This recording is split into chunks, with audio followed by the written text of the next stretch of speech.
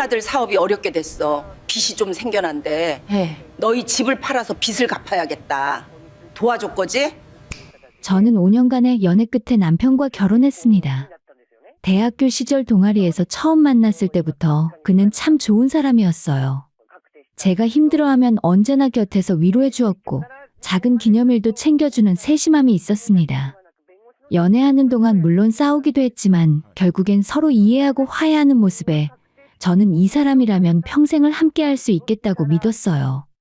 저희 부모님도 결혼 전부터 남편을 좋아하셨어요.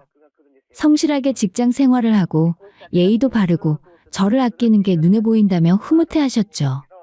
시부모님도 결혼 전에는 좋은 분들처럼 보였습니다. 우리는 이미 노후 준비 다 해놨으니까 걱정 마. 너희들한테 짐 되고 싶지 않아. 시어머니는 늘 이렇게 말씀하셨고 저는 그 말을 철석같이 믿었습니다. 그래서 결혼 준비도 부담 없이 진행할 수 있어서 그 당시 신혼집도 제 명의로 대출을 받아 마련했어요. 남편은 그때 직장을 옮기는 과정이라 여유가 없었고 저는 제 앞으로 대출을 받아도 괜찮다고 생각했어요. 사랑하는 사람과의 결혼인데 이 정도는 문제가 안 된다고 여겼으니까요. 하지만 결혼 후 제가 알던 남편은 어디에도 없었습니다. 결혼하고 첫 명절에 시댁에 갔을 때였어요. 시댁에는 아주버님, 그러니까 남편의 형이 살고 있었습니다. 40살의 나이에도 결혼은커녕 변변한 직장도 없이 집에서 부모에게 용돈을 받으며 빈둥거리는 사람이었죠. 그런데 시부모님은 시숙을 대하는 태도가 남편과는 완전히 달랐습니다. 우리 큰아들 일이 앉아라. 고기 많이 먹어. 시어머니는 항상 아주버님에게 가장 좋은 자리를 내어주시고 음식도 먼저 권하셨어요. 반면 남편에게는 자연스럽게 일을 시켰습니다. 너는 마당에 나가서 아버지 도와드려. 마당 정리 좀 해야 한다. 네, 알겠어요. 남편은 아무 말 없이 일어나 나갔고 저는 부엌으로 끌려갔습니다. 아주버님은 거실에서 TV를 보며 시어머니가 깎아준 과일을 먹고 있었죠. 처음엔 그냥 명절이라 그런 거라고 생각했습니다. 하지만 시간이 지나면서 이게 이 집안의 일상이라는 걸 알게 됐어요. 그리고 결혼 6개월쯤 됐을 때 남편이 제게 조용히 말했습니다. 여보, 미안한데 우리 형한테 돈 좀 빌려줘야 할 것 같아. 돈? 얼마나? 한 3천만 원 정도. 뭐라고? 3천만 원? 갑자기 그런 큰 돈은 왜? 형이 사업 시작한다고 해서 어머니가 나한테 좀 도와달라고 하셨어. 저는 당황했습니다. 우리도 신혼이고 당장 대출 이자 갚기도 빠듯한 상황인데 3천만 원이라니요. 그럼 아주버님은 지금까지 뭐 하신 거야? 일은 안 해? 형도 나름대로 준비하는 게 있었어. 이번엔 진짜 잘 될 것 같다 하더라고. 하지만 그렇게 말하는 남편의 목소리에는 확신이 없었습니다. 그저 자기 어머니가 시킨 일이니 해야 한다는 의무감만 느껴졌어요. 저는 결국 남편의 말대로 돈을 빌려줬습니다. 사랑하는 남편이 힘들어하는 모습을 보고 싶지 않았으니까요. 하지만 그게 끝이 아니고 시작이었습니다. 저희가 돈을 빌려주고 몇 달 후 아주버님의 사업은 완전히 망했습니다. 저희 돈 3천만 원, 시부모님의 돈 5천만 원으로 옷 장사를 시작했고 10개월 만에 가게 보증금까지 날려먹을 정도로 쫄딱 망해버렸죠. 저희가 빌려준 3천만 원은 당연히 돌려받지 못했고 시어머니는 전화로 이렇게 말씀하셨습니다. 우리 큰아들이 이번에 너무 고생했어. 네가 좀 이해해줘라. 나중에 성공하면 한 번에 다 갚을 거야. 저는 할 말을 잃었습니다. 빌려준 돈에 대한 미안함은커녕 오히려 이해하라는 말씀만 하시는 거예요. 남편에게 이 문제에 대해서 따졌더니 남편도 어머니의 편이었습니다. 우리 형도 힘들잖아. 그리고 겨우 한 번 실패했다고 포기할 수는 없지. 그럼 우리 돈은? 3천이 그냥 잊어버릴 수 있는 돈이야. 우리도 힘들어. 우리야, 젊으니까 괜찮아. 형은 나이도 있고 이번이 마지막 기회일 수도 있어. 저는 그날 처음으로 남편이 완전히 낯설게 느껴졌습니다. 연애할 때는 늘 제 편이었던 사람이 결혼 후에는 철저하게 시댁 편이 되어 있었어요. 제 감정은 중요하지 않았고 시댁의 요구가 우선이었습니다. 그리고 1년 후 아주버님은 또다시 다른 사업을 시작했습니다. 이번엔 온라인 쇼핑몰이었어요. 시부모님은 이번엔 퇴직금까지 털어 아주버님을 도왔고 남편도 또 돈을 보탰습니다. 지난 일이 있어서 그런지 이번에는 제게 물어보지도 않더라고요. 그냥 제가 집으로 날아온 카드 대금 고지서를 보고 알게 됐습니다. 현금 서비스 500만 원이 인출되어 있더군요. 이게 뭐야? 미안해. 형이 급하게 필요하다고 해서. 현금 서비스 받으면 신용점수 떨어지는 것도 몰라? 왜 나한테는 말도 안 했어? 말하면 또 당신이 싫어할까봐. 남편은 그저 미안하다는 말만 반복했습니다. 화를 내는 제가 이상한 사람처럼 느껴질 정도였어요. 시댁은 이런 일들을 당연하게 여겼고 남편 역시 시어머니의 말에는 절대 토를 달지 않았습니다. 저는 그제야 깨달았어요. 사랑만으로 결혼 생활을 버틸 수 없다는 것을. 그리고 이 결혼은 제가 생각했던 것과 전혀 다른 모습이라는 것을요. 시댁은 장남인 아주버님에게 모든 것을 맞추고 있었고 차남인 저희 남편은 그저 형을 돕기 위한 도구일 뿐이었습니다. 결혼 전 시부모님이 말씀하셨던 노후 준비는 우리가 알아서 한다는 말은 새빨간 거짓이었어요. 그들의 노후는 저와 남편에게 맡겨져 있었고 심지어 아주버님의 미래까지 남편 몫이었습니다. 이런 답답한 상황에서 저는 점점 지쳐갔고 남편에 대한 사랑도 조금씩 식어갔어요. 이게 제가 꿈꾸던 결혼 생활은 아니었습니다. 결혼 2년 차가 되면서 시댁의 이중자 때는 더욱 노골적으로 드러났어요. 명절 때마다 저는 그 차이를 뼈저리게 느낄 수 있었습니다. 추석 전날 저희가 시댁에 도착하자마자 시어머니가 저를 부엌으로 데려가셨어요. 며느리야, 올해는 사람이 좀 많이 올 거야? 친척들도 오시거든. 미리 준비 좀 해놔야겠어? 네, 어머님. 뭘 도와드릴까요? 일단 전부터 붙여야지. 재료는 다 사다 놨으니까 손질부터 해줘. 저는 앞치마를 두르고 부엌에 섰습니다. 야채를 다듬는 동안 거실에서는 웃음소리가 들려왔어요. 아주버님이 소파에 앉아 TV를 보며 과자를 먹고 있었습니다.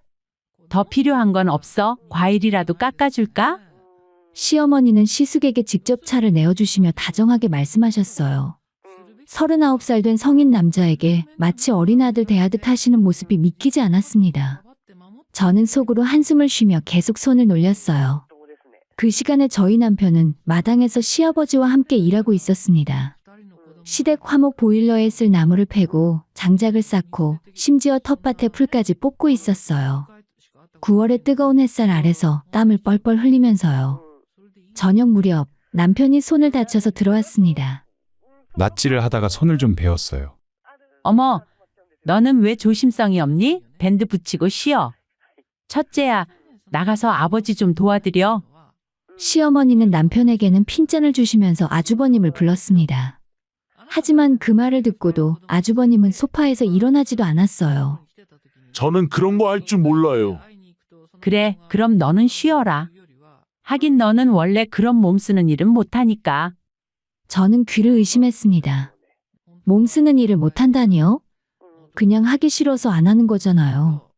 남편은 손을 다쳤는데도 약만 바르고 다시 마당으로 나갔습니다. 저는 그 모습을 보며 가슴이 답답해졌어요. 명절 당일은 더 심했습니다. 새벽 5시부터 일어나 차례상을 준비했어요. 당연히 시어머니와 저 단둘이서요.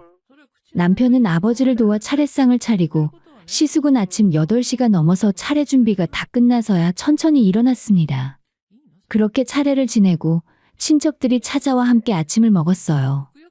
아침 식사가 끝나자마자 아주버님은 옷을 챙겨 입고 외출 준비를 했습니다.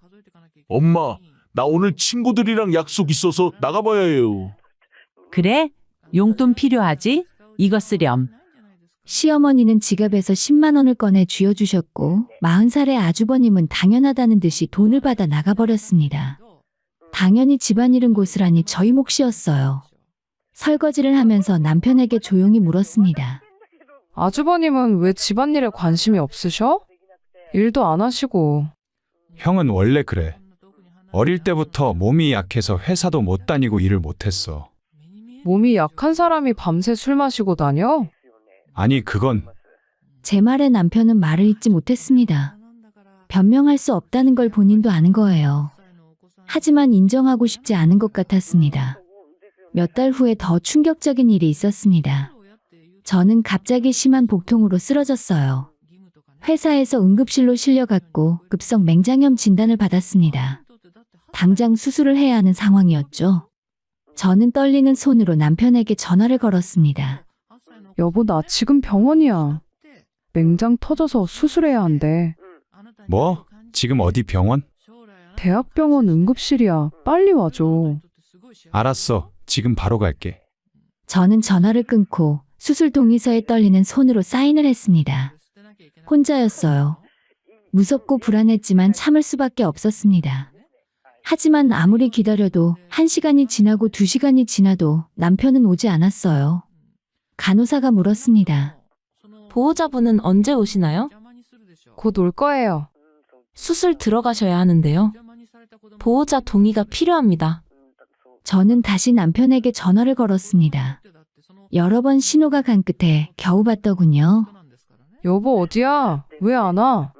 미안해. 지금 어머니 집에 있어. 어머니가 급하게 오라고 하셨어. 나 지금 수술 들어가야 한다니까? 알아. 지금 가려고 하는데 어머니가 형 때문에 급한 일이 있다고 해서. 저는 전화를 끊어버렸습니다.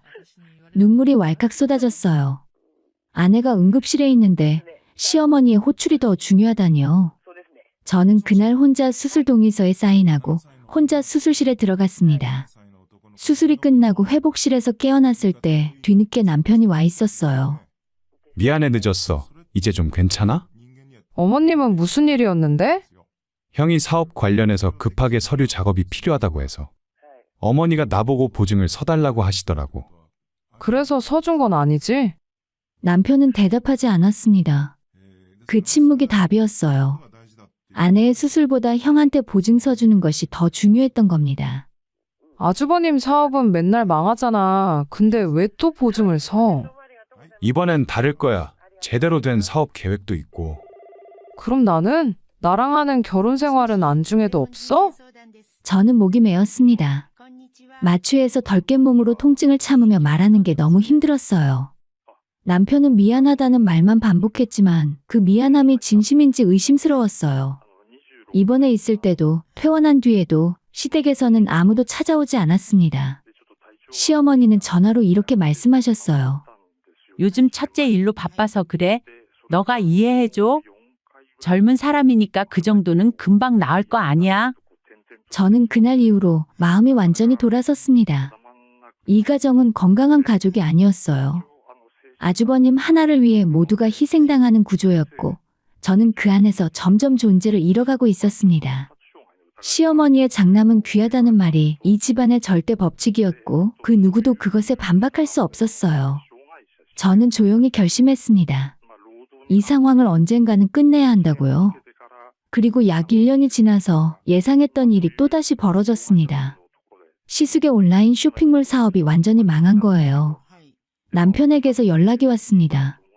여보, 오늘 저녁에 어머니 집에 좀 가야 할 것 같아. 왜 또? 이번에는 무슨 일인데? 형 사업이 좀 안 좋대. 어머니가 가족회의를 하자고 하셔. 저는 한숨이 나왔습니다. 또 시작이구나 싶었어요. 하지만 이번엔 그냥 넘어갈 수 없을 것 같은 불안한 예감이 들었습니다. 그리고 저녁 시간 시댁 거실에 온 식구가 다 모였습니다. 시아버지와 시어머니, 아주버님, 그리고 저희 부부까지요. 무거운 침묵 속에서 시어머니가 입을 열었습니다. 큰아들 사업이 어렵게 됐어. 그러다 보니 빚이 좀 생겼는데. 빚이요? 얼마나요? 남편이 조심스럽게 물었습니다. 한 큰 거 2장 정도? 2장? 2천만 원? 아니, 2억. 저는 귀를 의심했습니다. 지금 2억이라고 하신 거예요? 그래, 그런데 걱정 마. 우리가 다 책임질 거야. 다만. 시어머니는 잠시 말을 멈추셨다가 조심스럽게 말을 이었습니다. 이번에는 너희 집을 팔아야 할 것 같구나. 순간 머릿속이 하얘졌습니다. 우리 집을요? 제 명의로 된 제가 대출받아 마련한 그 집을요? 그게 무슨 말씀이세요? 지금은 첫째 빚을 갚는 게 먼저잖니. 너희 집이 지금 시세가 얼마야? 한 4억 정도 되지? 저희도 아직 대출금이 남아있어요. 그리고 그 집은 제 명의예요. 알아, 그래도 식구잖니. 첫째가 이렇게 힘든데 너희들이 도와야지. 시아버지도 거들었습니다. 우리도 이번에 퇴직금 다 털었어. 이 집도 담보로 잡혔고 남은 건 이제 너희밖에 없다. 저는 남편을 쳐다봤습니다. 남편은 고개를 숙인 채 아무 말도 하지 않았어요. 이 사태의 원흉인 아주버님은 미안한 기색도 없이 담배만 피우고 있었습니다. 아주버님은 어떻게 생각하세요? 그래서 제가 직접 물었습니다. 미안해 재수 씨. 이번엔 정말 잘 될 줄 알았는데. 그래서요. 동생 집을 팔아서 빚을 갚으면 그 다음엔 뭐 하실 건데요? 일단 정리하고 다시 사업 계획을 처음부터 세워봐야지. 또 사업을 하겠다는 얘기였습니다. 그동안 수많은 돈을 다 날리고 그것도 모자라 2억 빚을 지고도 반성은커녕 또 다른 사업을 꿈꾸고 있는 거예요. 안 돼요. 저는 동의할 수 없어요. 우리가 이렇게 부탁하잖니? 어차피 너희가 나중에 이 집 물려받을 건데 뭐가 문제야? 시어머니의 말씀에 저는 기가 막혔습니다. 형님 빚 갚느라 담보가 잔뜩 잡힌 집을 물려받는다고요? 저희 집은 제가 직접 대출받아서 마련한 거예요. 애초에 남편 이름도 안 들어가 있어요. 그래도 부부 공동재산 아니야? 법적으로 우리 아들 목도 있다고. 저는 그날 아무 대답도 하지 않고 집으로 돌아왔습니다. 차 안에서 남편이 조심스럽게 말했어요. 여보, 우리 어머니 말씀도 일리가 있어. 형이 정말 힘들어 보이더라. 당신은 당신 생각은 어때? 나야 형을 도와줘야 한다고 생각하지. 그래도 가족인데. 그 순간 저는 깨달았습니다. 이 사람은 절대 변하지 않을 거라는 걸요. 평생 어머니의 말에 순종하며 살 거라는 걸요. 집에 도착해서 저는 혼자 생각에 잠겼습니다. 분노와 배신감이 밀려왔지만 동시에 이상하게 머릿속이 맑아지는 느낌이었어요. 이 상황을 어떻게 해야 할지, 제 인생을 어떻게 지켜야 할지 계산하기 시작했습니다. 며칠 후에 시어머니에게서 또 전화가 걸려왔어요. 생각은 좀 해봤니? 집 파는 거? 그냥 집만 팔면 되는 건가요? 그게 집 팔고 나면 너희가 살 데가 없잖니. 그러니까 우리 집으로 들어와서 같이 사는 게 어떨까 싶어서. 역시나 그럴 줄 알았습니다. 집도 빼앗고 저를 시댁에 묶어두려는 속셈이었어요. 저는 잠시 침묵했다가 대답했습니다. 알겠어요. 그렇게 할게요. 정말? 우리 며느리 참 착하네. 역시 내가 며느리 복이 있어. 전화를 끊고 저는 조용히 미소를 지었습니다. 시어머니는 제가 순순히 따르는 줄 알겠지만 저는 이미 다른 계획을 세우고 있었어요. 저는 곧바로 법무법인에 상담 예약을 잡았어요. 그리고 부동산에 우리 집 시세를 알아봤죠. 다행히 집값이 조금은 올라 있었습니다. 은행 대출을 다 갚고도 3억 정도는 제 손에 남을 것 같았어요. 그리고 일주일 후에 시댁에 다시 모였습니다. 이번엔 제가 먼저 말을 꺼냈어요. 집 팔기로 했어요. 며칠 전에 부동산에 내놨어요. 어머 정말? 우리 며느리 고맙다. 시어머니는 눈물까지 글썽이셨습니다. 남편도 놀란 표정으로 저를 봤어요. 여보, 진짜 괜찮아? 가족인데 당연히 도와야지. 저는 최대한 밝게 웃으며 대답했습니다. 아주버님도 처음으로 저에게 고맙다는 말을 했어요. 재수 씨, 미안하고 고마워. 나중에 꼭 보답할게. 아니에요. 어서 빨리 정리하고 다시 시작하세요. 그 자리에 모두가 정말 착한 며느리라며 저를 칭찬했습니다. 하지만 아무도 몰랐어요. 제가 속으로 무슨 생각을 하고 있는지. 집은 생각보다 빨리 팔렸습니다. 보름 만에 계약이 성사됐고 잔금일까지 한 달의 시간이 주어졌어요. 저는 그 한 달 동안 철저히 준비했습니다. 우선 제 명의로 된 통장을 새로 만들었고 월급을 그쪽으로 이체시켰어요. 집에 있던 중요한 서류들과 제 물건들을 몰래 부모님 댁으로 옮겼죠. 남편 몰래 변호사와도 여러 번 상담했습니다. 변호사는 제게 말했어요. 집이 부인 단독 명의시고 대출도 부인이 받으셨다면 재산 분할에서 유리합니다. 게다가 배우자의 동의 없이 재산을 처분하려 한 정황이 있다면 더욱 그렇고요. 남편이 저 모르게 카드 대출까지 받아서 시댁에 돈을 보낸 증거가 있어요. 그것도 중요한 증거가 되겠네요. 혹시 다른 증거도 있으신가요? 저는 그동안 모아둔 자료들을 보여줬습니다. 남편의 카드 사용 내역, 시댁에 보낸 계좌이체 기록 그리고 결정적인 사진들까지요. 잔금일이 다가왔습니다. 남편은 들뜬 표정으로 말했어요. 드디어 형빚을 정리하겠네. 여보, 고마워. 우리 시댁 가서도 행복하게 살자. 그러게, 정말 기대되네. 저는 차분하게 대답했습니다. 남편은 제 진심을 전혀 눈치채지 못했어요. 잔금일 아침, 저는 평소처럼 출근했습니다. 그리고 오후에 반차를 내고 부동산으로 갔어요. 집 매매 대금이 제 계좌로 입금됐습니다. 대출금을 모두 상환하고 남은 돈은 3억 2천만 원이었습니다. 저는 그 돈을 바로 친정 부모님 명의 계좌로 이체했어요. 그리고 시댁으로 향했죠. 그날 모든 것을 끝낼 작정이었습니다. 시댁 앞에는 이미 이삿짐 트럭이 도착해 있었어요. 하지만 그 트럭에 실린 제 짐은 없었습니다. 제 물건들은 이미 부모님 댁에 있었으니까요. 현관문을 열고 들어서자 시어머니가 반겼습니다. 왔니? 짐은 어디 있어? 어머님 할 말이 있어요. 저는 가방에서 서류 봉투를 꺼냈습니다. 그리고 남편과 시부모님 앞에 조용히 내려놓았어요. 이게 뭐니? 남편이 대신 그 봉투를 열었습니다. 그 안에는 이혼 합의서가 들어있었어요. 여보, 이게 무슨... 보는 그대로 나 이혼할 거야. 저는 침착하게 말했습니다. 거실이 순식간에 조용해졌어요. 모두가 믿을 수 없다는 표정으로 저를 바라봤습니다. 그제야 이들은 상황의 심각성을 깨닫기 시작했습니다. 하지만 이미 늦었어요.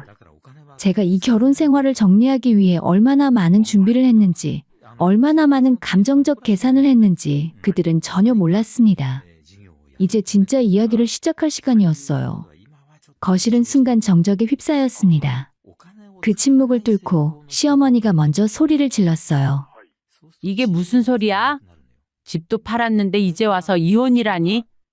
집은 어차피 제 명의였고 제 돈으로 산 거예요. 그리고 그 돈으로 뭘 하든 제 마음이죠. 남편이 제 팔을 붙잡았습니다. 여보, 농담이지. 우리 이렇게까지 같이 살았는데 갑자기 왜 이래? 갑자기? 나도 3년 동안 참았는데 이제는 더 이상 못 참겠어. 저는 남편의 손을 뿌리치고 가방에서 또 다른 서류들을 꺼냈습니다. 출력된 사진들과 카드 사용 내역서들이었어요. 남편의 얼굴이 창백해졌습니다. 사진 속에는 남편과 아주버님이 유흥업소로 보이는 곳으로 함께 출입하고 있는 모습이 찍혀 있었거든요. 당신이 작년 여름부터 형님이랑 유흥업소 다닌 거 다 알아. 한두 번도 아니고. 그건 형이 힘들어해서 한 번 데려간 거야. 딱 한 번. 거짓말하지 마. 저는 카드 내역서를 펼쳐 보였습니다. 형광펜으로 표시된 부분들이 빼곡했어요. 클럽, 룸, 바에서 6개월 동안 무려 23번이나 결제됐어. 한 번에 적게는 30만 원, 많게는 80만 원씩 전부 당신 카드로. 시어머니가 서류를 낚아채듯 가져갔습니다. 이게 진짜니? 아주버님한테 물어보세요. 사업 망한 이유가 뭔지. 그러자 아주버님이 담배를 비벼 끄며 짜증스럽게 말했습니다. 사업이 안 되니까 스트레스 풀려고 간 거지. 동생이 알아서 따라온 건데 무슨 문제야? 아주버님, 어머님한테 사업 자금으로 받은 돈 어디다 썼어요? 그중에 실제로 사업에 쓴 돈은 절반도 안 될걸요? 저는 또 다른 서류를 내밀었습니다. 아주버님의 계좌 거래 내역이었어요. 그걸 제가 어떻게 구했냐고요? 남편 핸드폰에 아주버님이 보낸 카카오톡 메시지를 통해 계좌번호를 알아냈고 변호사를 통해 합법적인 절차로 금융거래 조회를 신청했습니다. 명품 가방, 고급 시계 골프장까지 이게 전부 사업 자금에 쓴 거예요? 그 말을 듣고 시아버지가 벌떡 일어났습니다. 뭐라고? 이게 사실이야? 아버지, 그게 다 사업상 필요한 거였어요. 접대비 같은. 2천만 원짜리 시계가 접대비예요? 웃기지 마세요. 저는 냉정하게 말했습니다. 시어머니는 그제야 상황을 파악했는지 저에게 달려들었어요. 그래도 집 한 돈은 우리한테 줘야지. 큰아들 빚 갚는다고 판 거잖아. 법적으로 그 집은 제 단독 재산이에요. 남편은 결혼하고 대출금 갚는데 한 푼도 보탠 적 없어요. 오히려 카드로 몰래 대출까지 받았죠. 저는 남편을 똑바로 쳐다봤습니다. 여보, 제발 우리 다시 얘기해보자. 앞으로 잘하면 되잖아. 남편이 무릎을 꿇었지만 저는 이미 마음을 굳게 먹은 상태였어요. 3년 동안 기회는 충분히 있었어. 내가 아파서 응급실에 실려갔을 때도 시댁에 있었잖아. 그날 나는 혼자 수술실 들어갔다고. 당신이 형님 보증서러 가느라. 시아버지가 놀라 남편을 쳐다봤습니다. 네가 그랬어? 네 아내가 수술하는데 아버지, 그때 어머니가 급하다고 하셔서. 입 다물어. 시아버지의 고함에 남편이 고개를 떨어뜨렸고 아주버님이 벌떡 일어났습니다. 이 여자가 지금 우리 가족 망하게 하려고 작정했네? 재수 씨, 당신 너무하는 거 아니야? 제가 너무해요? 아주버님이야말로 5억 빚 지고도 반성은 안 하고 동생 돈으로 유흥업소나 다니면서 무슨 할 말이 있어요? 이게 진짜 아주버님이 저에게 다가오려 했지만 저는 핸드폰을 들어 올렸습니다. 한 발짝만 더 오시면 폭행으로 신고할 거예요. 지금 다 녹음되고 있어요. 아주버님이 주먹을 부들부들 떨며 멈춰섰고 시어머니가 울먹이며 말했습니다. 며느리야, 우리가 잘못했어. 그러니까 집값만 좀 나눠줘. 큰아들 빚만 갚으면 돼. 제발 부탁이야. 어머님, 저도 3년 동안 부탁했어요. 좀 쉬고 싶다고 제 의견도 좀 들어달라고요. 들어주셨나요? 그건 한 번도 제 말은 들어주신 적 없으시면서 이제 와서 부탁하지 마세요. 저는 가방에서 이혼 합의서를 다시 꺼냈습니다. 어차피 합의 안 하시면 재판 이혼 진행할 거예요. 변호사도 이미 선임했어요. 그쪽이 더 불리하실 거예요. 남편이 서류를 펼쳐봤습니다. 거기에는 재산 분할과 위자료, 모든 내용이 명시되어 있었어요. 위자료 5천만 원? 이건 너무 많은 거 아니야?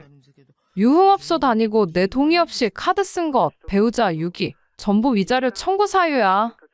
변호사는 1억도 받을 수 있다고 했는데 5천만 원이면 적게 받는 거야. 1억? 그럼 집 한 돈에서 3억 넘게 가져가겠다는 거야? 아니, 집은 제 단독 명의니까 전액 내 거고 위자료 5천만 원은 별도로 받을 거야. 거실이 또다시 아수라장이 됐습니다. 시어머니는 울기 시작했고 시아버지는 고래고래 소리를 지르고 아주버님은 욕설을 퍼붓고 남편은 멍하니 서류만 바라봤어요. 저는 그 광경을 차분히 바라보고 있었습니다. 3년 동안 이 사람들 때문에 흘린 눈물, 삼킨 한숨, 참았던 분노가 떠올랐어요. 하지만 이제는 더 이상 참지 않아도 됐습니다. 3일 드릴게요. 합의서에 사인하시든지 재판으로 가시든지 선택하세요. 저는 그 말을 남기고 현관문을 나섰습니다. 뒤에서 시어머니가 소리쳤어요. 너 어디가? 당장 돌아와. 하지만 저는 뒤돌아보지 않았습니다. 현관문을 닫는 순간 무겁게 짓눌렸던 가슴이 조금 가벼워지는 느낌이었어요. 차에 타서 핸들을 잡았을 때 손이 떨렸습니다. 긴장했던 걸까요? 아니면 후련해서였을까요? 아마 둘 다였을 거예요. 저는 부모님 댁으로 빠르게 차를 몰았습니다. 이제 진짜 새로운 시작이었어요. 남편에게서 온 전화는 모두 무시했어요. 시어머니의 문자도 심지어 시아버지의 전화도 받지 않았습니다. 그날 밤 남편에게서 마지막 문자가 왔습니다. 정말 미안해. 내가 너무 잘못했어. 다시 한 번만 기회를 줘. 저는 답장을 보냈습니다.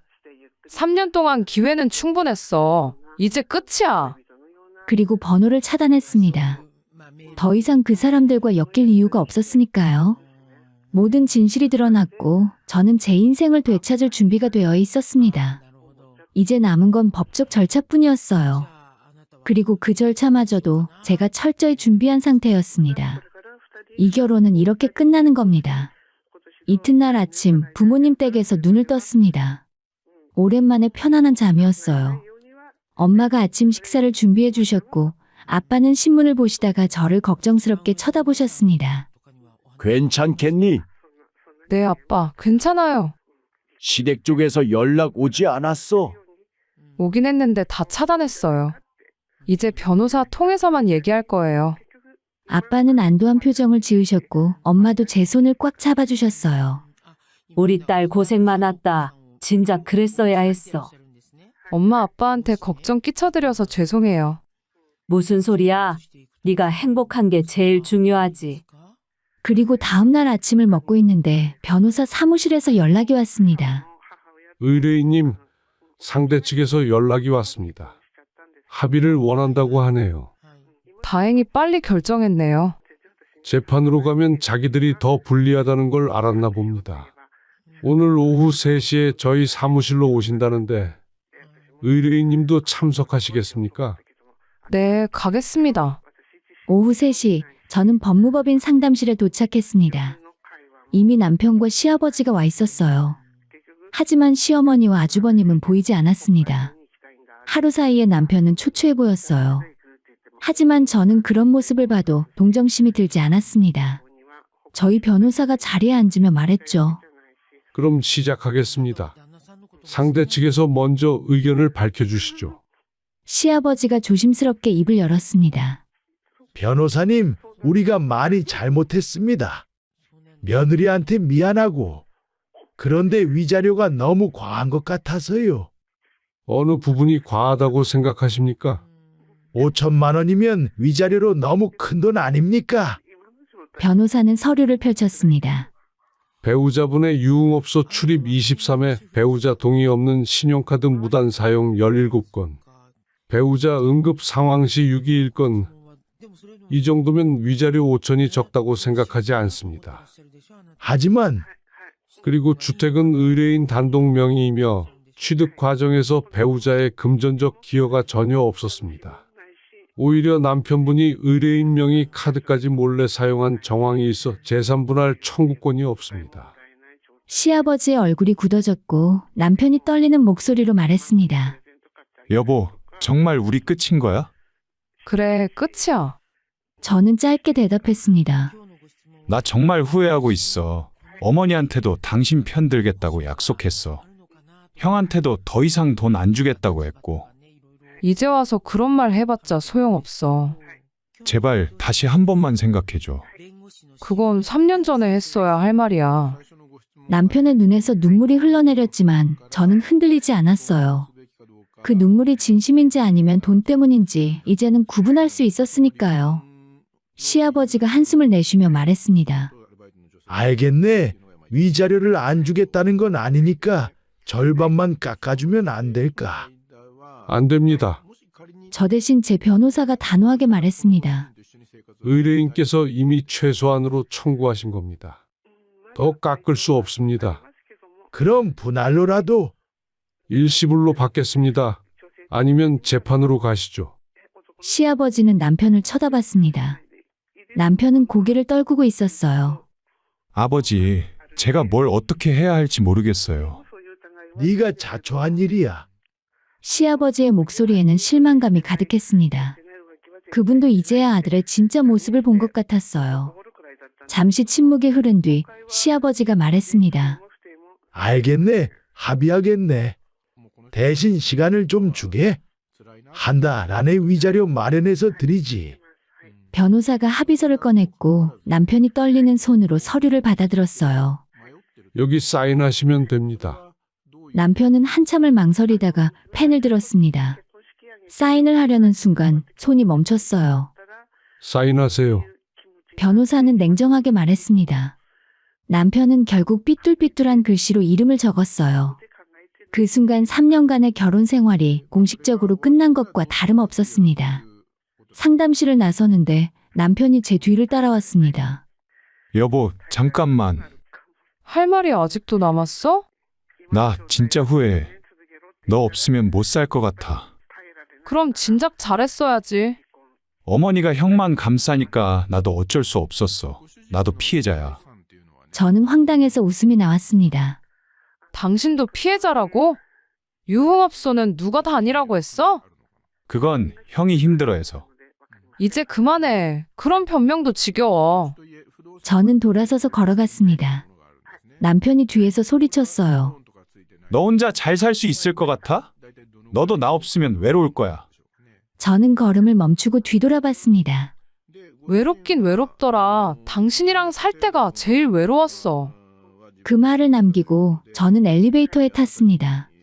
문이 닫히는 순간 남편의 무너지는 표정이 보였어요. 하지만 저는 아무런 감정도 느끼지 못했습니다. 일주일 후에 시댁에서 연락이 왔습니다. 이번에는 시어머니였어요. 며느리야, 잠깐 나 좀 만나줄 수 없니? 무슨 일이세요? 위자료를 정말 깎아줄 수 없겠니? 우리 정말 형편이 어려워. 그건 저랑 상관없는 일이에요.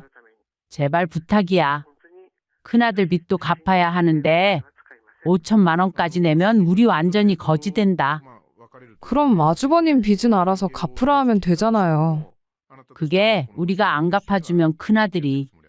그건 그쪽 선택이에요. 저는 이미 최소한만 청구했어요. 전화를 끊었습니다. 다시 전화가 왔지만 받지 않았어요. 약속했던 한 달이 지나고 시아버지가 현금 5천만 원을 가져왔습니다.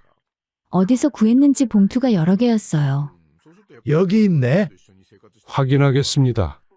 변호사가 금액을 세는 동안 시아버지가 조용히 말했습니다. 며느리야, 내가 미안하게 됐네. 두 아들 교육을 잘못했어. 큰아들만 감싸고 작은아들은 당연하게 여기고 너한테도 너무했지. 내가 다 잘못이야. 시아버지의 눈가가 붉어졌습니다. 이제 와서 후회해도 소용없다는 거 알지만 그래도 한마디는 하고 싶었어. 미안하다고. 저는 잠시 침묵했다가 대답했습니다. 아버님께서 사과하실 일은 아닌 것 같아요. 어머님과 남편이 해야 할 말이죠. 그래, 네 말이 맞아. 금액 확인이 끝났습니다. 정확히 5천만 원이었어요. 확인됐습니다. 이제 이혼이 정식으로 성립됩니다. 변호사가 최종 서류를 건네줬습니다. 저는 그 서류를 받아들고 법무법인을 나섰어요. 정말로 다 끝났어요. 3년간의 고통스러운 결혼 생활, 시댁의 억압과 남편의 배신, 모든 게 이제 끝났습니다. 그날 저녁 부모님과 함께 조용히 식사를 했습니다. 수고했다. 아빠가 제 어깨를 토닥여 주셨어요. 이제 새로 시작하면 돼. 그날 밤 남편에게서 마지막 문자가 왔습니다. 남편의 번호는 차단했는데 다른 번호로 보낸 것 같았어요. 우리 어머니가 쓰러지셨어. 형 빚을 갚느라 집도 팔게 됐어. 다 너 때문이야. 너 혼자만 잘 살려고 우리 가족을 망쳤어. 저는 한참을 그 문자를 바라봤습니다. 예전 같았으면 일말의 죄책감이 들었을 거예요. 하지만 이제는 아니었습니다. 저는 답장을 보냈어요. 당신네 가족이 망한 건 내 책임이 아니야. 무능한 아들을 맹목적으로 감싸고 성실한 아들과 며느리는 돈 나오는 도구로만 여긴 결과였지. 그리고 당신은 아내보다 어머니를 선택했잖아. 이제 그 선택의 결과를 감수해야 돼. 그리고 그 번호도 차단했습니다. 더 이상 그 사람들의 인생은 제 인생이 아니었으니까요. 이혼이 확정된 지 석 달이 지났습니다. 저는 부모님 댁에서 지내며 차근차근 제 삶을 정리했어요. 그리고 문득 결혼 생활을 돌아보게 됐습니다. 힘들었지만 그 시간이 무의미했던 건 아니에요. 저는 그 경험을 통해 많은 걸 배웠으니까요. 사람을 보는 눈, 나 자신을 지키는 법, 그리고 가장 중요한 건 가족의 진짜 의미였습니다. 가족이란 혈연으로 맺어진 사람들이 아니라 진심으로 내 편이 되어주는 사람들이라는 것을요. 요즘 저는 자유롭습니다. 이제는 명절 걱정도 없고 눈치 볼 사람도 없고 희생할 이유도 없어요. 퇴근 후 카페에서 책을 읽고 주말엔 부모님과 산책을 하고 친구들과 여행 계획도 세웁니다. 무엇보다 제 돈으로 제가 원하는 걸 하는 게 이렇게 행복한 일인지 처음 알았어요. 고작 2년 반이 조금 넘는 결혼 생활이었지만 저는 평생 기억할 교훈을 얻었습니다. 사랑만으로는 결혼을 유지할 수 없어요. 나를 존중하지 않는 사람과는 함께할 수 없습니다. 그리고 때로는 포기하는 것이 가장 용기 있는 선택이라는 것을 말입니다. 이제는 제가 원하는 방식으로 제가 선택한 길을 걸어갈 겁니다. 그것만으로도 충분히 가치 있는 삶이니까요.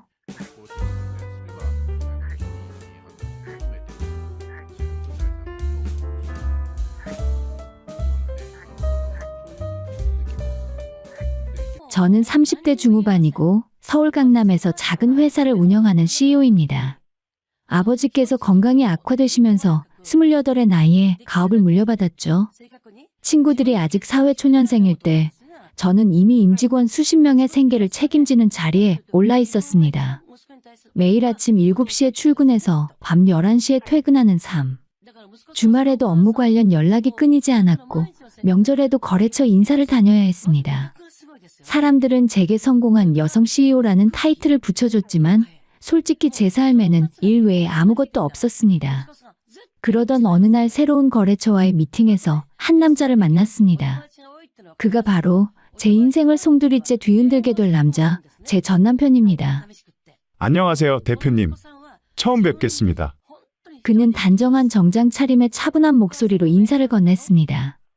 저와 비슷한 나이, 아니 어쩌면 한두 살 어려 보이는 그도 회사를 운영하는 대표였습니다. 반갑습니다.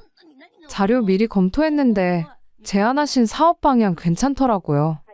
감사합니다. 대표님 회사 리서치 많이 했습니다. 업계에서 대표님 모르는 사람이 없던데요. 솔직히 처음엔 그냥 업무상 관계였습니다.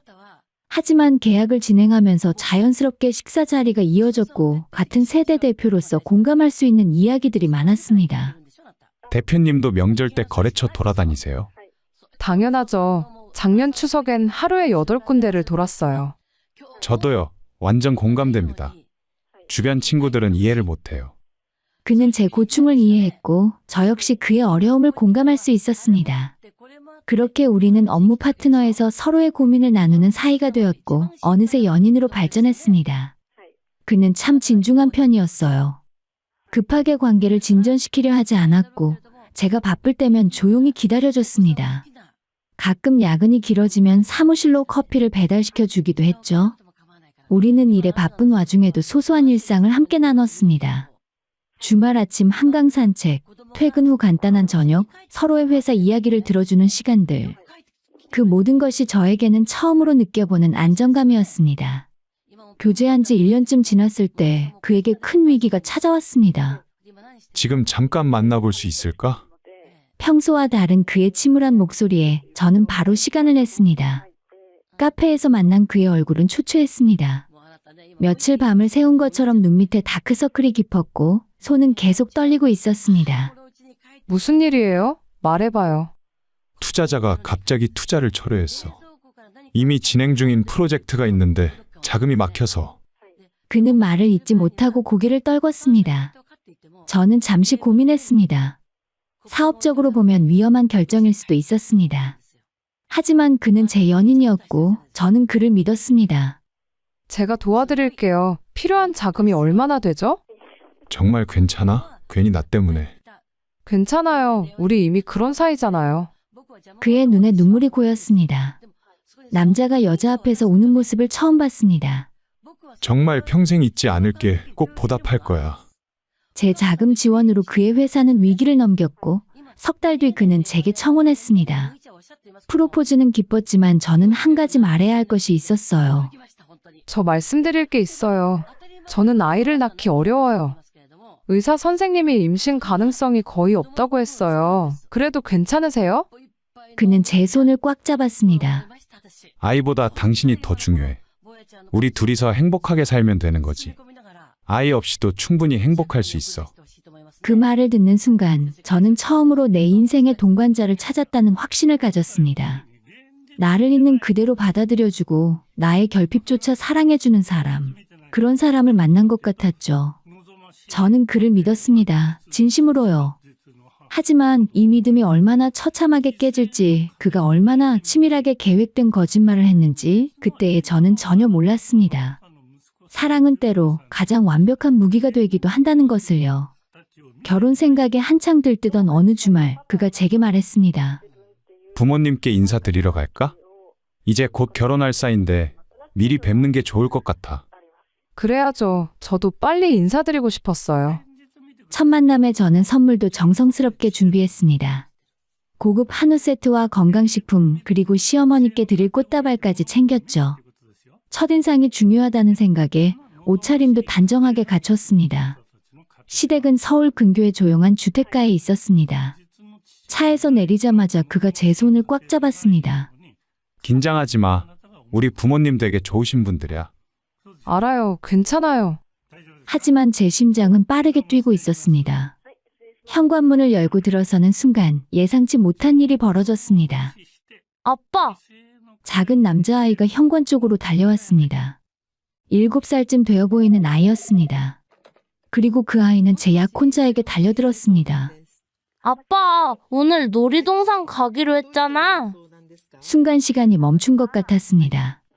시어머니와 시아버지의 얼굴이 굳어졌고 제 약혼자는 당황한 표정으로 아이를 떼어냈습니다.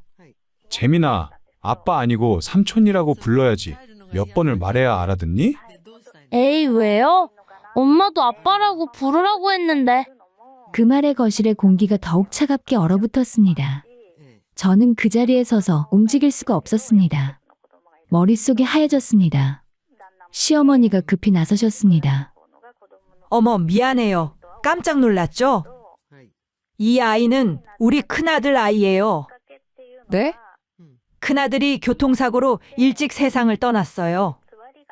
그때 아이 엄마도 그래서 이 아이를 우리가 키우고 있는데 이 녀석이 작은 아빠를 너무 따라서 자꾸 아빠라고 부르네요.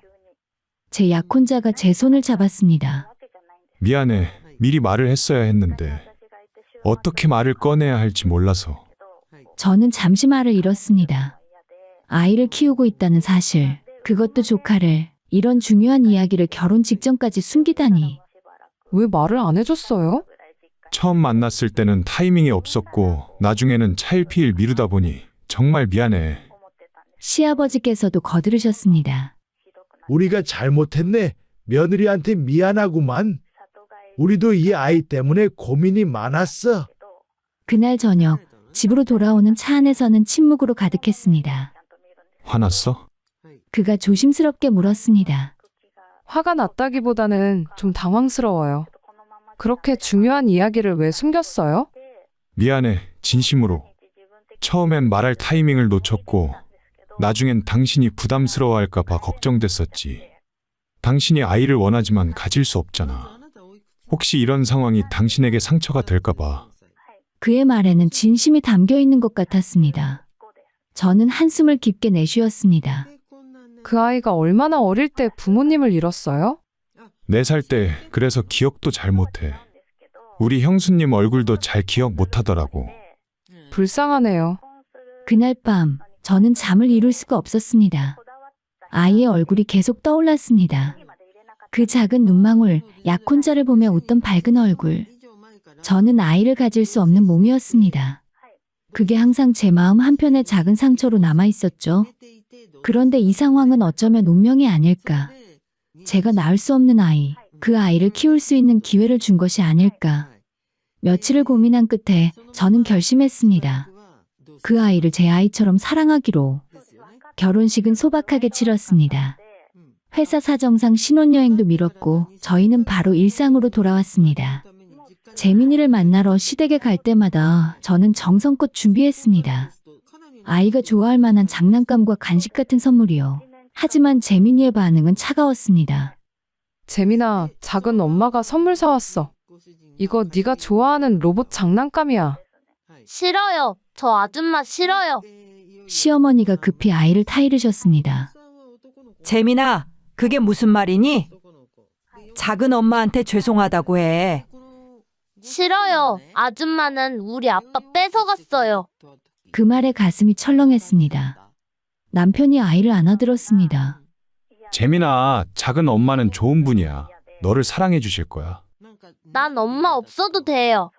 아빠하고 할머니, 할아버지만 있으면 돼요. 그날 이후로도 재민이는 쉽게 마음을 열지 않았습니다. 제가 다가가려 할 때마다 피했고 제 손을 잡으려 하면 뿌리쳤습니다. 아이가 원래 낯을 많이 가려. 시간이 지나면 나아질 거야.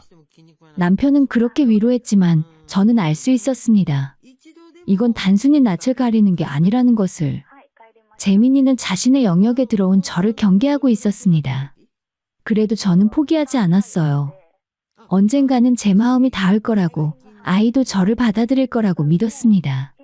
어린 나이에 부모를 잃은 아이, 얼마나 상처받았을까. 그 상처를 이해하고 천천히 다가가야겠다고 다짐했습니다. 결혼한 지 2달 뒤 천명절이 다가왔어요. 하지만 공교롭게도 저는 그때 해외 출장 일정이 잡혀 있었습니다. 하필 명절 직전에 출장을 가야 하는 상황이었습니다. 어머님 죄송해요. 명절에 참석 못할 것 같아요. 시어머니는 오히려 너그러우셨습니다. 괜찮아. 며느리 일이 중요하지. 우리야 이해하니까 걱정 말고 다녀와. 정말 죄송합니다. 아니야. 요즘 같은 세상에 며느리가 명절에 꼭 와야 한다는 법 어디 있니? 편하게 생각해. 남편도 동의했습니다.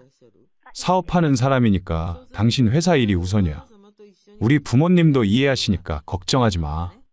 시댁 식구들이 배려해 주시는 것 같아 고마우면서도 한편으로는 미안한 마음이 컸습니다. 출장 당일 공항으로 가는 길에 남편에게 전화했습니다. 명절 잘 보내요. 돌아오면 제가 맛있는 거 사줄게요. 알겠어. 당신도 조심히 다녀와. 인천공항에 도착해 출국 수속을 하던 와중에 회사 직원으로부터 급한 연락을 받게 되었어요. 대표님, 현지 업체 사정상 이번 미팅은 연기되었습니다. 다음 달쯤 다시 일정을 잡아보자 하더라고요.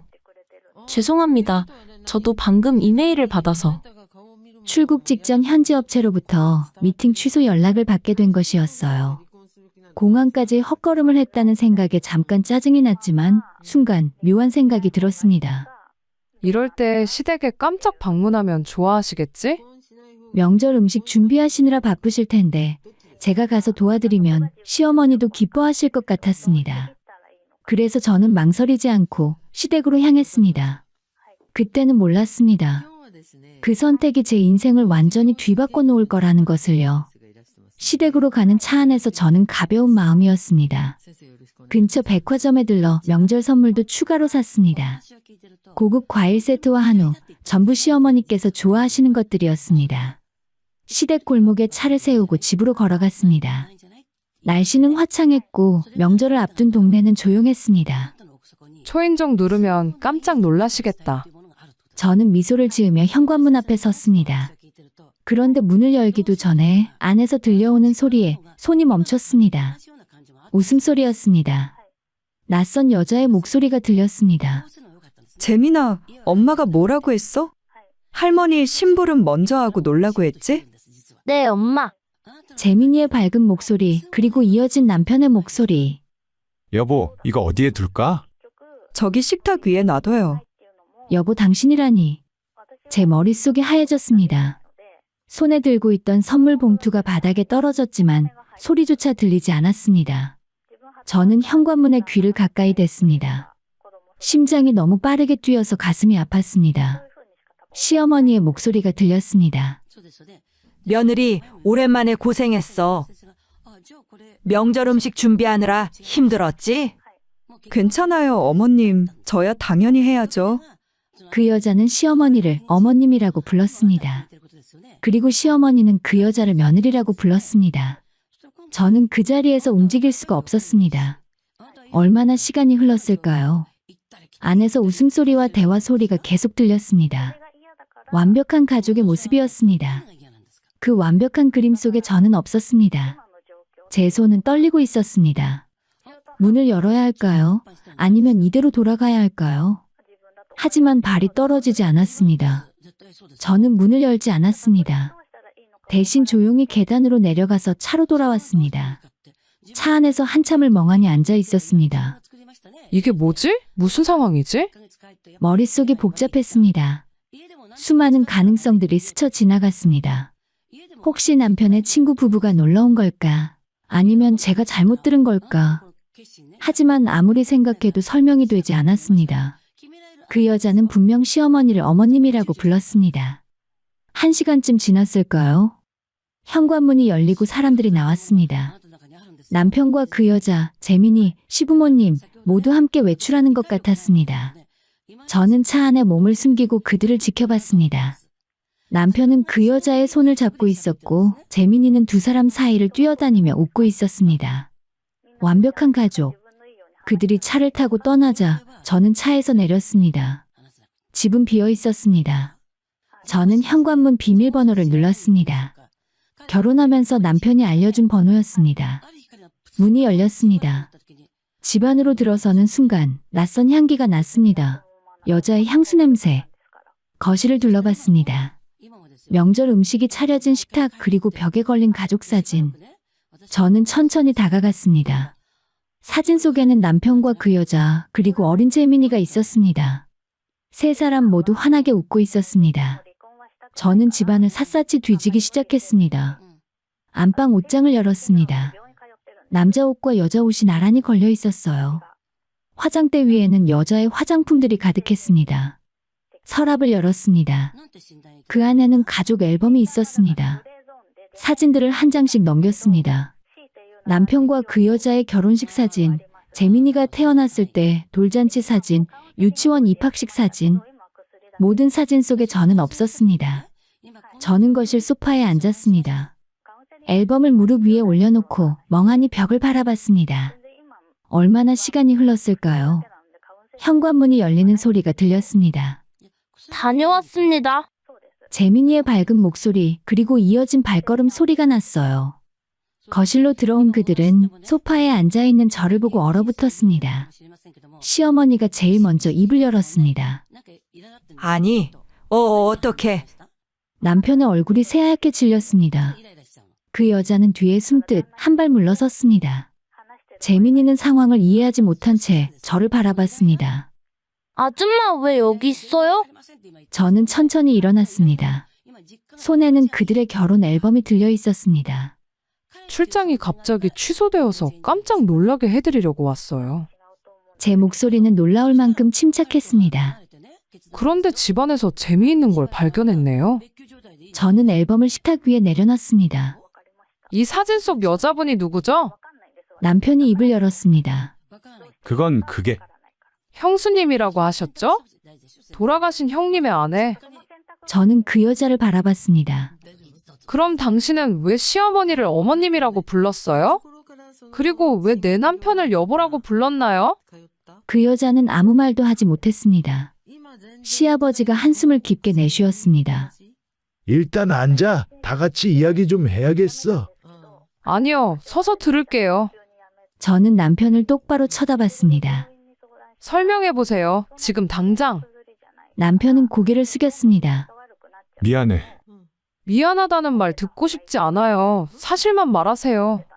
긴 침묵이 흘렀습니다. 그리고 마침내 남편이 입을 열었습니다. 이 사람은 내 아내야. 그 한마디의 세상이 무너지는 것 같았습니다. 우리는 사실 위장 이혼을 했어. 위장 이혼? 사업 실패로 빚이 많아서 재산을 지키기 위해 이혼 서류만 낸 거지. 하지만 실제로는 계속 함께 살았어. 저는 웃음이 나왔습니다. 믿을 수 없다는 듯이요. 그럼 나는 뭐죠? 나는 대체 뭔가요? 남편은 대답하지 못했습니다. 시어머니가 고개를 떨구었고 그 여자는 울기 시작했습니다. 그 순간 저는 깨달았습니다. 제가 얼마나 완벽하게 속았는지를 말입니다. 그리고 이 모든 게 계획된 거짓말이었다는 것을요. 거실에 무거운 침묵이 흘렀습니다. 저는 소파에 앉았어요. 다리에 힘이 풀렸습니다. 처음부터 다시 말해보세요. 거짓말 하나 없이. 남편은 바닥에 무릎을 꿇었습니다. 정말 미안해. 미안하다는 말 필요 없어요. 사실만 말하라고 했죠. 그의 아내라는 여자가 재민이를 데리고 안방으로 들어갔습니다. 시부모님은 주방 쪽으로 물러났습니다. 이제 거실에는 저와 남편 단둘만 남았습니다. 5년 전이었어. 그때 내 사업이 완전히 망했지. 남편이 떨리는 목소리로 말을 시작했습니다. 투자금을 잘못 운용해서 빚이 수억이 됐어. 채권자들이 집까지 찾아왔고 아내와 어린아이가 위험해질 지경이었어. 그래서 위장 이혼을 했다는 거죠? 그래, 집과 재산을 아내 명의로 옮기고 서류상으로 이혼했어. 실제로는 계속 같이 살았고. 저는 비웃음이 나왔습니다. 그렇게 빚을 피하면서도 회사는 계속 운영했나 보네요? 제가 처음 만났을 때도 CEO라고 하셨잖아요. 그건 형식상으로 회사는 유지했어. 투자자들 때문에. 실제로는 거의 껍데기만 남은 상태였고. 그럼 저는요? 저는 어떻게 만난 거죠? 남편은 고개를 들지 못했습니다. 예전 거래처를 통해서 당신에 대한 이야기를 들었어. 무슨 이야기요? 젊은 나이에 회사를 물려받은 여성 CEO에 집안도 좋고 능력도 뛰어나고 아직 혼자라는 이야기 말이야. 제 손이 떨렸습니다. 그래서 접근한 거군요. 처음부터 계획적으로. 처음엔 정말 그냥 도움만 받으려고 했어. 사업자금 좀 빌려서 회사를 먼저 살리고 나중에 갚으려고 했어. 거짓말 마세요. 처음부터 갚을 생각 없었잖아요. 남편은 대답하지 못했습니다. 투자 철회됐다고 울먹이던 거 연기였죠? 맞아. 제가 자금을 대준다고 했을 때 눈물 흘리던 것도요? 미안해. 저는 손으로 얼굴을 감쌌습니다. 청우는요, 불임이라고 말했을 때 아이 없이도 행복할 수 있다던 그 말도 거짓말이었나요? 아니, 그건 말해봐요. 제 목소리가 커졌습니다. 남편이 고개를 들었습니다. 그의 눈에는 눈물이 고여 있었습니다. 당신이 불임이라고 했을 때 솔직히 다행이라고 생각했어. 아이 문제로 복잡해질 일이 없으니까. 그리고 당신이 아이를 원하는 마음이 크다는 걸 알았지. 그래서 재민이를 조카라고 소개하면 당신이 더 나한테 의지할 거라고 생각했어. 저는 숨이 막혔습니다. 그럼 제 모든 게 이용당한 거네요. 제 돈과 감정, 제 불임까지. 정말 미안해. 처음엔 그냥 도움만 받으려고 했는데 당신이 너무 쉽게 돈을 내줘서. 제가 쉽게 돈을 냈다고요? 저는 일어섰습니다. 사랑하는 사람이 힘들어하니까 도와준 거예요. 그게 당신한테는 쉽게 보였나요? 미안해. 내가 정말 큰 잘못을 했어. 이게 미안하다는 말로 다 되는 줄 알아요? 시어머니가 거실로 나왔습니다. 며느리야, 아니, 우리가 전부 잘못했어. 저는 시어머니를 쳐다봤습니다. 어머님도 처음부터 아셨죠? 미안해. 어머님께서 저한테 친절하게 대해주신 것도, 명절에 오지 말라고 하신 것도 다 계획이었나요? 시어머니는 대답하지 못했습니다. 시아버지도 거실로 나왔습니다. 우리 가족이 다 같이 그랬네. 자네한테 변명의 여지가 없어. 명절에 출장 가라고 떠밀었던 것도 집에 있던 저 여자를 숨기려고 했던 거죠? 그래. 안방 문이 열리고 그 여자가 나왔습니다. 저기 정말 죄송해요. 그 여자가 조심스럽게 말했습니다. 저는 그녀를 바라봤습니다. 당신도 알고 있었죠? 남편이 저랑 결혼한다는 거. 네, 처음엔 반대했어요. 하지만 남편이 이것밖에 방법이 없다고. 이것밖에 방법이 없다? 사기 결혼 말고는 방법이 없었다고요? 그녀는 고개를 숙였습니다. 아이 학원비, 생활비, 저도 일을 하지만 턱없이 부족했어요. 그래서 저를 이용하기로 한 거군요. 저는 가방에서 핸드폰을 꺼냈습니다. 다행히 저는 사업하는 사람이라 중요한 대화는 녹음하는 습관이 있어요. 남편의 얼굴이 창백해졌습니다. 오늘 대화 전부 녹음했어요. 그리고 집안 사진도 다 찍었고요.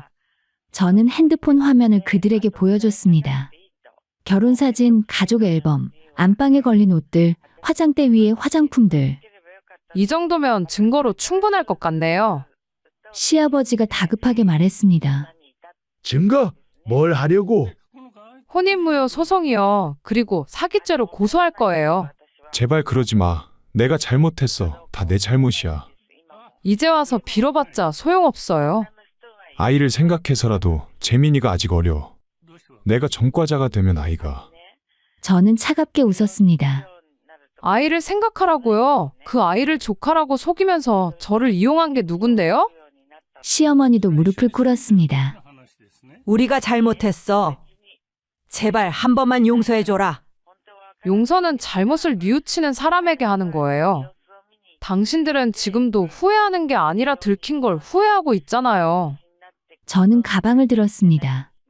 일단 변호사 먼저 선임하고 소송 준비할게요. 앞으로 연락은 법적으로만 하죠? 제발 기회를 한 번만. 남편이 제 다리를 붙잡았습니다. 저는 그의 손을 뿌리쳤습니다. 손 떼세요. 이제 남남이에요. 현관문을 열고 나가는데 안방에서 재민이가 뛰어나왔습니다. 아줌마, 우리 아빠 나쁜 사람 아니에요. 그 아이의 눈에는 눈물이 가득했습니다. 순간 가슴이 아팠지만 저는 고개를 돌렸습니다. 미안해, 재민아. 하지만 아빠가 아줌마한테 나쁜 짓을 했어. 집으로 돌아오는 차 안에서 저는 처음으로 울었습니다. 핸들을 잡은 손이 떨렸고 눈물이 멈추지 않았어요. 믿었던 사람에게 배신당한다는 게 이렇게 아픈 일인지 몰랐습니다. 사랑한다고 생각했던 감정들이 모두 거짓이었다는 게 너무 괴로웠습니다. 하지만 저는 알고 있었습니다. 여기서 무너지면 안 된다는 것을요. 이들에게 당하고만 있으면 안 된다는 것을 말입니다. 집에 도착해서 가장 먼저 한 일은 변호사에게 전화하는 것이었습니다. 안녕하세요. 변호사님, 급한 일로 연락드렸습니다. 저는 차분하게 상황을 설명했습니다. 위장 이혼 상태의 남자와 결혼한 것, 사기 목적의 결혼이었다는 것, 모든 증거를 확보했다는 것까지요. 증거가 확실하시면 승소 가능성이 높습니다. 혼인무효 소송과 사기죄 고소를 동시에 진행하시는 게 좋겠습니다. 네, 그렇게 하겠습니다. 전화를 끊고 저는 녹음 파일과 사진들을 백업했습니다. 이건 제 인생을 지키기 위한 싸움이었습니다. 그날 밤 남편에게서 수십 통의 전화와 문자가 왔습니다. 제발 한 번만 만나줘. 당신한테 진심으로 사과하고 싶어. 저는 모든 연락을 차단했습니다. 더 이상 그들의 거짓말을 듣고 싶지 않았습니다. 제가 할 일은 단 하나였어요. 법적으로 확실하게 끝내는 것입니다. 그리고 다시는 이런 일을 당하지 않도록 더 강해질 겁니다. 저는 침대에 누워서 천장을 바라봤습니다. 괜찮아, 이겨낼 수 있어. 눈물이 또 흘렀지만 저는 알고 있었습니다. 이 눈물이 마지막이 될 거라는 것을요. 변호사 사무실에서의 첫 상담은 생각보다 길었습니다. 위장이혼 상태에서 제3자와 결혼한 것은 명백한 중혼이고 사기 목적이 입증되면 사기죄도 성립합니다. 변호사는 제가 가져온 증거들을 꼼꼼히 검토했습니다. 녹음 파일과 사진들, 그리고 제가 남편에게 송금한 내역까지요. 증거가 매우 확실하네요. 투자금 회수 소송도 함께 진행하시는 게 좋겠습니다. 그렇게 해주세요. 저는 단호했습니다. 한 푼도 남기지 않고 전부 돌려받을 생각이었습니다. 소송을 준비하면서 남편 측 변호사에게서 연락이 왔습니다. 의뢰인이 합의를 원합니다. 합의는 생각 없습니다. 일단 만나서 이야기라도 나눠보시죠. 법정에서 뵙겠습니다. 저는 단호하게 거절했습니다. 하지만 남편은 포기하지 않았습니다. 제 회사 앞에서 기다리고 집 앞에서 기다렸습니다. 어느 날 저녁 퇴근길에 그가 나타났습니다. 제발 한 번만 이야기 좀 들어줘. 남편은 초췌한 모습이었습니다. 며칠 밤을 새운 것처럼 수염도 깎지 않았고 옷도 구겨져 있었습니다. 할 말 없어요. 변호사를 통해서 하세요. 당신이 투자금을 회수하면 겨우 숨붙이던 회사가 무너질 거야. 그게 제 문제인가요? 저는 집으로 들어가려 했지만 그가 제 팔을 잡았습니다.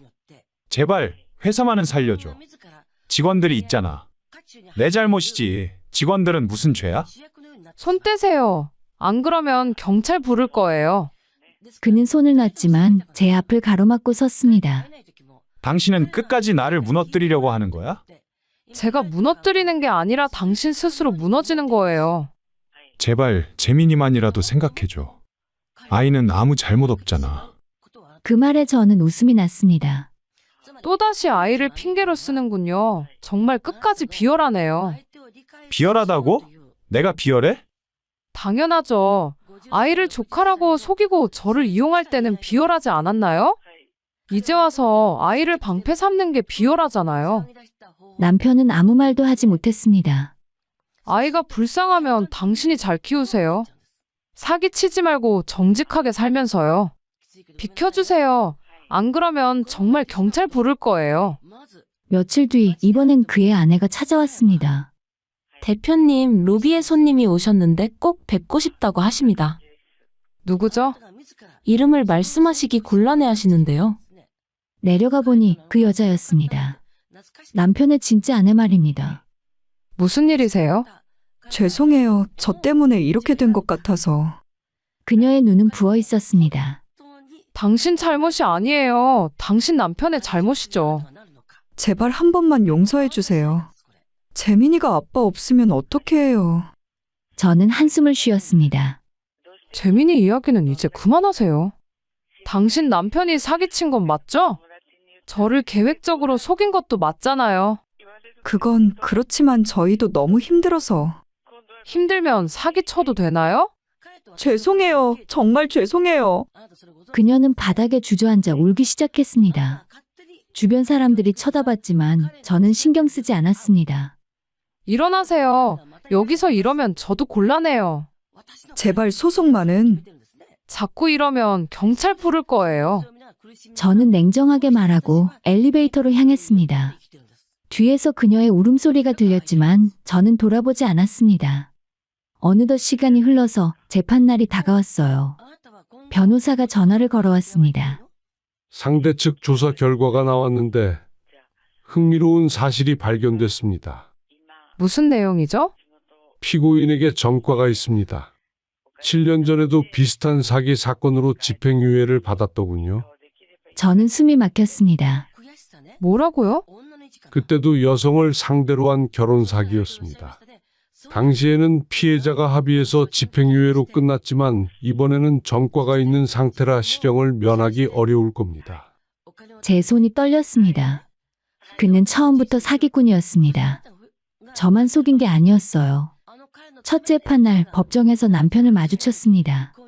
그는 정장을 입고 있었지만 얼굴은 여전히 초췌했습니다. 재판이 시작되고 검사가 증거들을 제출했습니다. 녹음 파일이 법정에 울려 퍼졌어요. 처음엔 그냥 도움만 받으려고 했는데 당신이 너무 쉽게 돈을 내줘서. 법정에 있던 사람들이 웅성거렸습니다. 판사가 남편을 쳐다봤습니다. 피고인, 이 녹음 내용이 사실입니까? 사실입니다. 변호사가 과거 전과 기록을 제출했습니다. 피고인은 7년 전에도 비슷한 수법으로 여성을 속여 금전을 편취한 전력이 있습니다. 판사가 서류를 검토했습니다.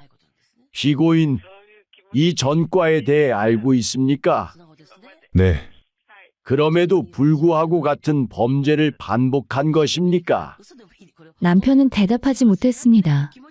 당연히 재판은 제게 유리하게 흘러갔죠. 재판이 끝나고 법정을 나서는데 남편이 다가왔습니다. 잠깐만. 저는 걸음을 멈췄습니다. 제발 마지막으로 한 가지만 들어줘. 뭔데요? 나 진심으로 후회하고 있어. 당신한테 한 짓이 얼마나 나쁜 짓인지 이제야 깨달았어. 이제 와서 후회해봤자 소용없어요. 알아. 하지만 내가 정말 뉘우치고 있다는 걸 알아줬으면 해. 저는 그를 똑바로 쳐다봤습니다. 당신이 후회하는 건 저를 속인 것이 아니라 들킨 거예요. 만약 제가 그날 시댁에 가지 않았다면 당신은 계속 저를 속였겠죠? 남편은 고개를 숙였습니다. 이제 그만 가세요. 다음 재판에서 봅시다. 저는 돌아섰습니다. 두 번째 재판에서 판결이 났습니다. 피고인을 사기죄로 징역 3년에 처한다. 또한 피해자에게 편취한 금액 전액과 위자료를 배상하라. 남편은 그 자리에서 무너졌습니다. 시어머니가 울음을 터뜨렸고 그의 아내도 눈물을 흘렸습니다. 하지만 저는 아무런 감정도 느껴지지 않았어요. 법정을 나서면서 변호사가 말했습니다. 수고하셨습니다. 아내 명의로 되어 있는 재산을 처분해서 전액 배상 받으실 수 있을 겁니다. 감사합니다. 저는 법원 계단을 내려갔습니다. 햇살이 눈부시게 빛나고 있었어요. 그날 저녁 집으로 돌아와 창밖을 바라봤습니다. 제 마음속에는 여전히 상처가 남아 있었습니다. 하지만 이제 그 상처가 저를 무너뜨리지는 않을 거라는 확신이 들었습니다. 저는 싸웠고 그리고 이겼습니다. 제 존엄성을 지켰고 그것으로 충분했습니다. 핸드폰이 울렸습니다. 모르는 번호라서 받지 않았습니다. 아마 남편 측에서 걸어온 전화겠죠. 더 이상 그들과 할 이야기는 없었습니다. 법이 판단했고 정의가 실현됐거든요. 이제 제가 할 일은 앞으로 나아가는 것뿐이었습니다. 판결이 확정된 지 한 달이 지나고 남편은 실형을 선고받은 뒤에 교도소에 수감됐어요. 그의 아내 역시 공범으로 징역 1년 6개월의 집행유예 2년을 선고받았습니다. 시어머니와 시아버지는 법정에서 눈물로 고개를 숙이던 그들의 모습이 아직도 기억에 남아 있습니다. 정말 미안하네. 시어머니의 마지막 말이었습니다. 저는 아무 대답도 하지 않았습니다. 미안하다는 말로 모든 게 용서되는 건 아니니까요. 투자금은 전액 회수했습니다. 남편의 회사 자산을 매각하고 그의 아내 명의로 되어 있던 부동산까지 경매로 넘겼습니다. 변호사가 서류를 건네며 말했어요. 수고하셨습니다. 끝까지 포기하지 않으신 덕분에 전액 회수할 수 있었습니다.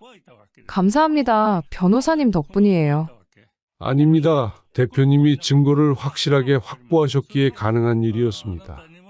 서류에 사인하면서 저는 묘한 기분이 들었습니다. 돈을 돌려받았지만 잃어버린 시간과 감정은 돌아오지 않았어요. 며칠 뒤에 예상치 못한 연락이 왔습니다. 남편의 진짜 아내였습니다. 아니, 이제는 전 남편의 아내라고 해야겠죠. 저예요. 마지막으로 한 번만 통화할 수 있을까요? 저는 잠시 망설였지만 전화를 받았습니다. 무슨 일이세요? 재민이가 계속 물어봐요. 아빠는 언제 오냐고, 아빠가 나쁜 짓을 했냐고. 그녀의 목소리는 울먹이고 있었습니다. 제가 뭐라고 해야 할지 모르겠어요. 아이한테 어떻게 설명해야 하나요? 저는 한숨을 깊게 내쉬었습니다. 그건 당신이 해결할 문제예요. 저는 더 이상 관련 없는 사람이에요. 알아요. 알지만 요즘은 재민이가 당신을 찾아요. 아줌마는 어디 갔냐고. 그 말에 가슴이 아팠습니다. 어른들 싸움의 아이는 정말 아무 잘못이 없었어요. 하지만 저는 단호하게 말했습니다. 재민이한테는 미안하지만 어른들이 지은 죄는 어른들이 책임져야 해요.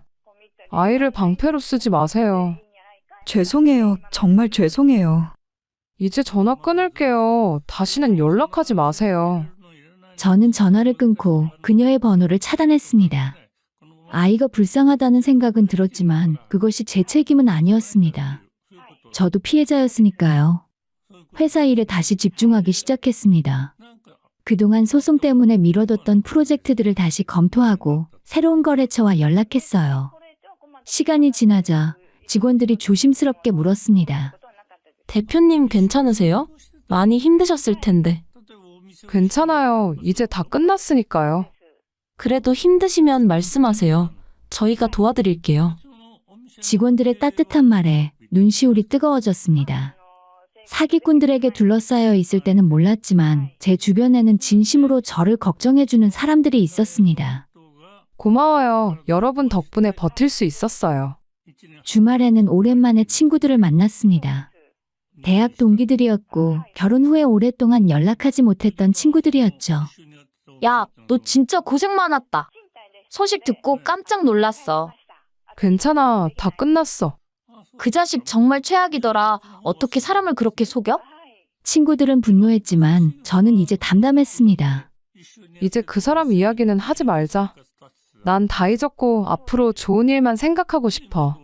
그래, 맞아. 너는 충분히 잘 싸웠어. 이제 행복할 일만 남았지. 친구들과 함께 웃고 떠들면서 저는 오랜만에 마음이 편안해지는 걸 느꼈습니다. 며칠 뒤에 아버지께서 전화하셨어요. 우리 딸, 그동안 힘들었지? 괜찮아요, 아빠. 이제 다 끝났어요. 아빠가 미안하다. 회사를 물려주면서 네가 이런 고생을 할 줄 몰랐어. 아빠의 잘못 아니에요. 제가 선택한 일이에요. 그래도 넌 잘 이겨냈어. 아빠가 자랑스럽다. 아버지의 말에 눈물이 났습니다. 고마워요, 아빠. 전화를 끊고 나서 저는 오랜만에 속 편하게 울었습니다. 슬픔의 눈물이 아니라 이제 다 끝났다는 안도의 눈물이었습니다. 그로부터 6개월이 지났습니다. 회사는 안정적으로 운영되고 있었고 새로운 프로젝트도 성공적으로 진행 중이었습니다. 저는 여전히 CEO로서 바쁜 일상을 살고 있었지만 예전과는 달랐어요. 이제는 일에만 매달리지 않았습니다. 주말에는 친구들을 만나고 취미 생활도 시작했죠. 요가를 배우고 책을 읽고 여행도 다녔습니다. 제 삶을 다시 찾아가고 있었습니다. 어느 날 거울을 보다가 문득 깨달았습니다. 제 얼굴에 미소가 돌아왔다는 것을요. 예전처럼 밝게 웃고 있는 제 모습을 보면서 저는 확신했습니다. 그 사기꾼은 제 돈을 빼앗아갔지만 제 인생을 빼앗아가지는 못했습니다.